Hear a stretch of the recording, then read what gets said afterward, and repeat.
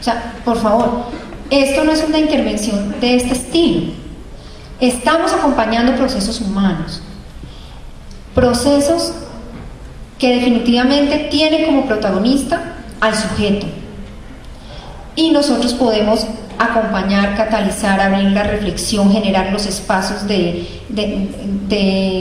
digamos, de recuperación, pero no intervenimos, porque además cuando lo hacemos podemos hacer mucho daño. Ahí está la clave. Existen formas de recoger esos avances, esos resultados. Necesitamos poder legitimar esas formas dentro de los donantes. Necesitamos aprender a que los señores ejecutivos de las grandes entidades financiadoras se lean un poquito más de páginas y dejen de mirar torticas y rayitas y lean un poquito parrafitos de pronto, ¿no? Y vean y tengan credibilidad en el testimonio humano sobre lo que es ese cambio. Entonces yo creería que ahí el trabajo que hay por hacer está ahí, está, mejor dicho, evidente, y no lo hemos agarrado por miedo a ser juzgados de poco científicos, de subjetivos, de coloquiales, o para que no nos den la plática.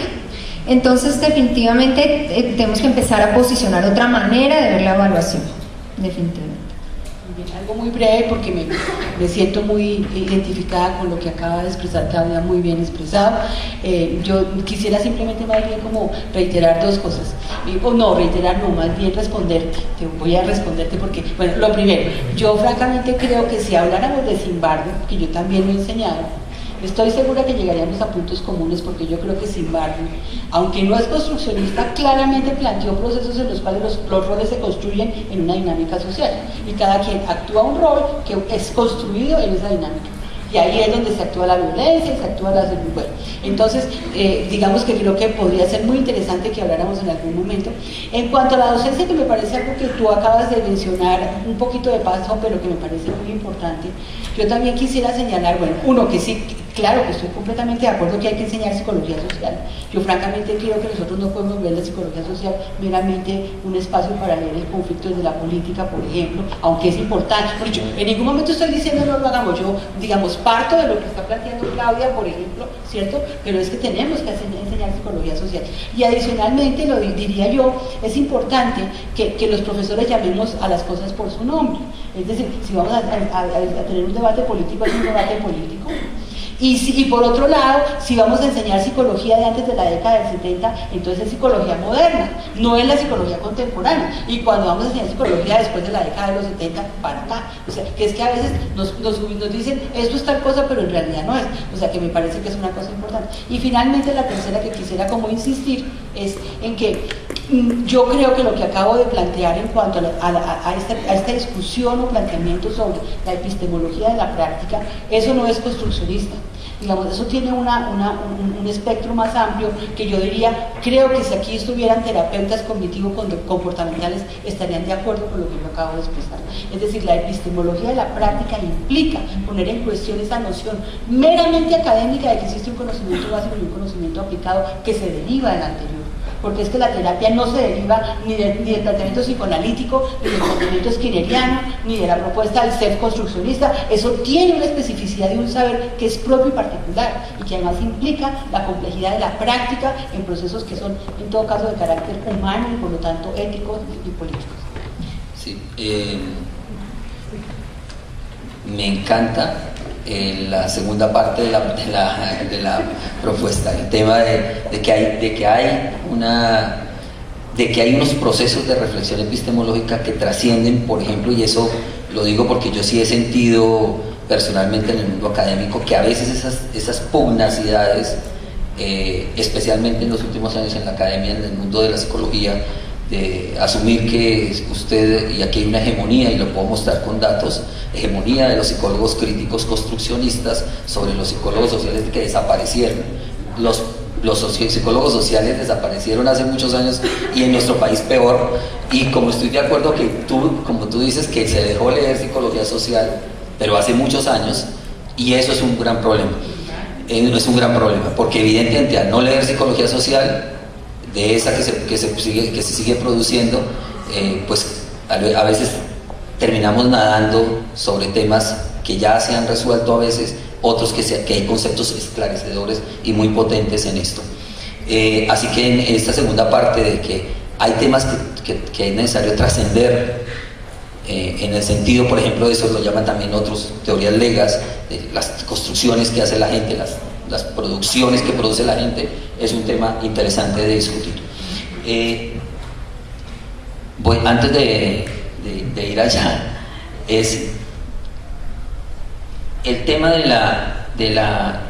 cuando yo preguntaba, y yo creo que ese fue el interés que se hizo desde la pregunta sobre la rendición de cuentas, es esa rendición de cuentas que no es, y ya me parece que eso fue un acto malvado de Claudia, decir que son pastelitos y cosas cuantitativas, porque el problema es que ni siquiera tenemos esos pastelitos, ni siquiera, y hay pastelitos mal hechos, o sea, no estamos hablando de que ustedes cuenten cuántas personas atendieron o no estamos hablando, que nosotros también queremos saber cómo es eso, esos procesos.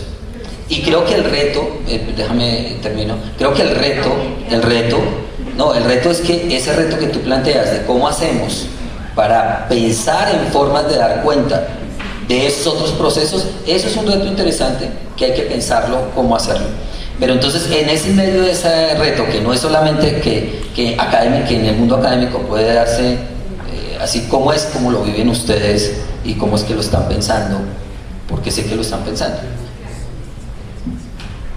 Vale, bueno, medir o evaluar el impacto de las intervenciones o de la atención psicosocial es definitivamente un reto muy grande en materia de política pública. Y eso, digamos, al respecto, yo sí creo que, y esa ha sido la experiencia de la agencia, es clave de entrada construir e implementar modelos con bases claras teóricas y metodológicas. Es decir, ustedes desde el principio planteábamos que a veces lo psicosocial se torna un poco ambiguo porque es un poco de todo. Y por esa razón entonces decimos, como es un poco de todo, pues lo medimos de muchas formas, pero nunca concretamos una manera ideal y no podemos darle cuentas al país sobre cómo y dónde se está invirtiendo dónde se están invirtiendo los recursos públicos. Y ahí es determinante el lugar de la academia. ¿Cómo hacer? ¿Qué hemos hecho? ¿Cómo hacer? Y lo que hemos hecho es invitar a la academia, a algunas universidades, a algunos actores independientes, organizaciones, para que nos ayuden a construir este proceso. No todo está dicho, es decir, si bien la CERE tiene una experiencia, reconoce de entrada que hay expertos en la materia y que esos expertos los necesitamos trabajando con nosotros, ¿sí? Entonces, lo que buscamos es generar modelos, procesos, estrategias y programas que puedan ser evaluados desde diferentes perspectivas, desde una perspectiva cualitativa, por supuesto, pero también desde una perspectiva cuantitativa.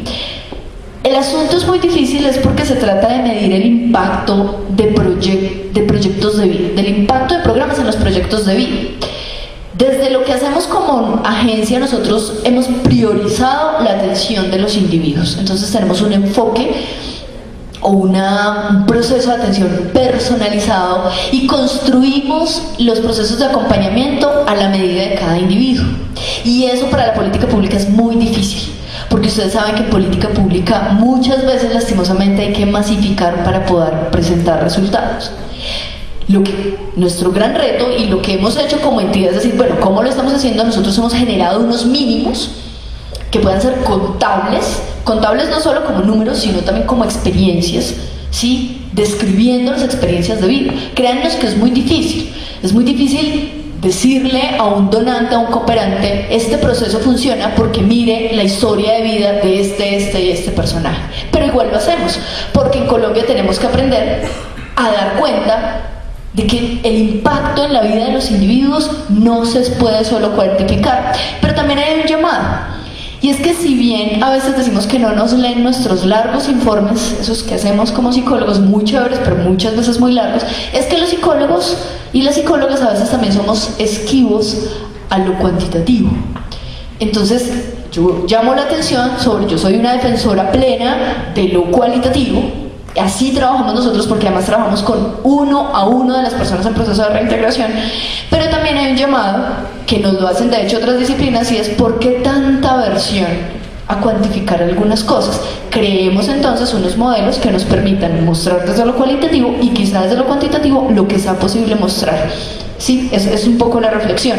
¿Cómo hacer? Hemos creado unos mínimos y un límite en la intervención. Y con esto quiero cerrar.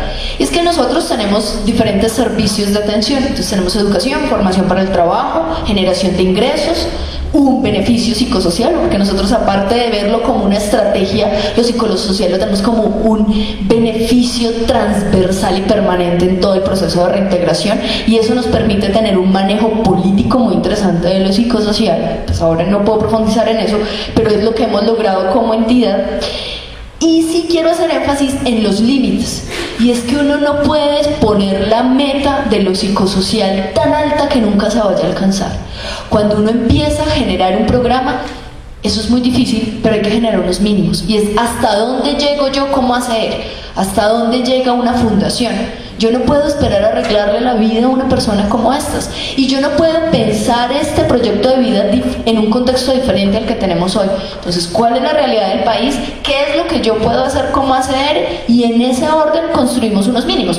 ¿Cómo así? Por ejemplo, en educación, en el beneficio de educación, nosotros ponemos un mínimo.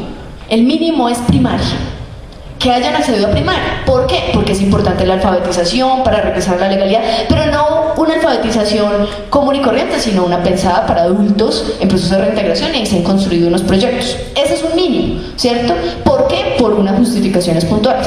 En lo psicosocial hay otros mínimos, y así en cada proceso hay unos, siempre centrados en la realidad, en las necesidades, expectativas e intereses de la persona en proceso de reintegración, pero además de en la realidad de su contexto, porque yo no puedo pensarme un proyecto de vida distante del contexto social, económico, cultural y político donde vivimos las personas. Bueno, digamos que un poco en suma a lo que ya han dicho, yo creo que para la evaluación nos enfrentamos ante tres retos.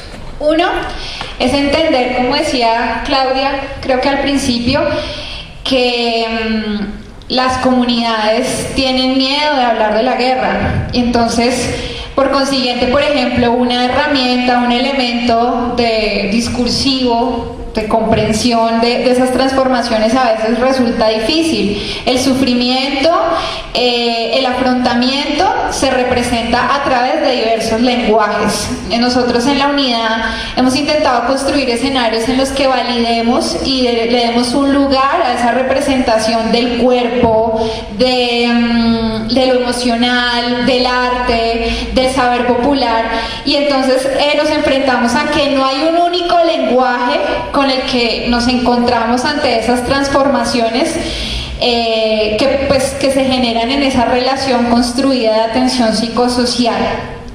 Otro de los retos interesantes que nos ubicó la ley de víctimas es hablar no solamente de lo individual, sino de lo colectivo.